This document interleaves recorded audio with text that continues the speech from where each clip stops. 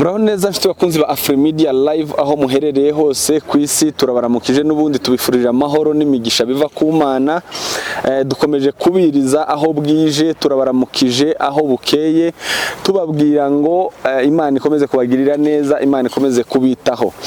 Ubu tuvugana rero turaho concert ya Israel Mbonyi iherereye, live concert ya Israel Mbonyi mu gihugu ca Kenya, Nairobi, muri Ulinzi Complex Stadium iherereye Langata hafi na Wilson Airport, cyangwa se kubahazi n'ubundi yegereye nanone ikigo ca gisirikare ca Barracks. Ni ikigo gikuru ca gisirikare hano, nuvuga ngo ahantu hatekanye, hazaba hari umutekano uhagije.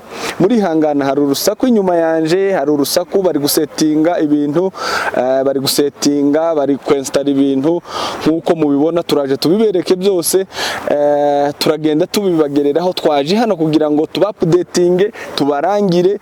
Nakomeje mbazwa n'abantu, nandikirwa n'abantu batubwira ngo muturangire aho hantu live concert izabera he, umukutano uri hehe, reka nkwita umukutano.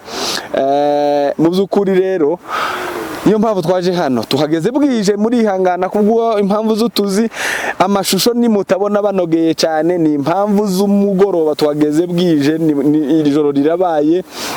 Ariko nanone turavuga ngo ntabwo bushobora kwira, ntabwo dushobora kuryama tutabahaye amakuru y'ukuntu ibintu bihagaze, tutabahaye amakuru y'uko aha hantu henstaye, kugira ngo ejo, umunsi w'ejo, muzaze muri benshi, muzaze muzindutse, muzi naho mugiye, twabarangiye. Mwanabonye koko live concert ihari.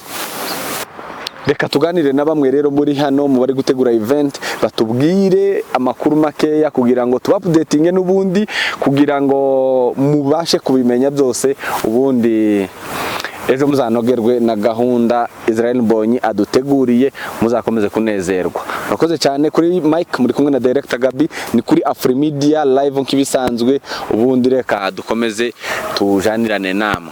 Rero nkuko mubibona rero, murabona ko hano imbere yanje batangiye gusetinga. Mu by'ukuri ibintu bimeze neza, ibintu ni sawa.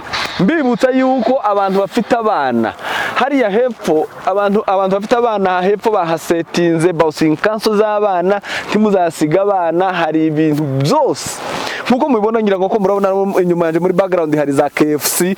Ibintu byose murabyumva yuko ibiryo bizaba bihari, ibinywaji birahari, ibintu byose birahari. Kuba afite abana bafite gahunda zo kuzazana n'abana, hepfo hariya imikino y'abana yose kabisa nayo bayiteguye kugira ngo abana bazaze bakine, bidagadure kuva mu gitondo. Nubwo live concert izatangira ku manywa, ariko mu gitondo muzinduke, muza abana bakinire hano, barye hano, abateka barahari, ahantu ibintu byose birenstaye. Nuvuga ngo iyi concert imeze mu buryo n'abantu mwe ntababwira. Reka twumve abari hano na expectation bafite, ubundi tumenye uko bihagaze.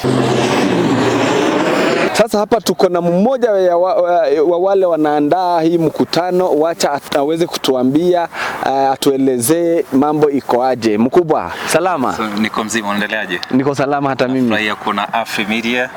Unafanya kazi nzuri sana. Kuanzia juzi umekuwa ukifanya kazi usiku mchana, na you are doing a really great job. Asante sana. Yes, asante sana. Tunashukuru.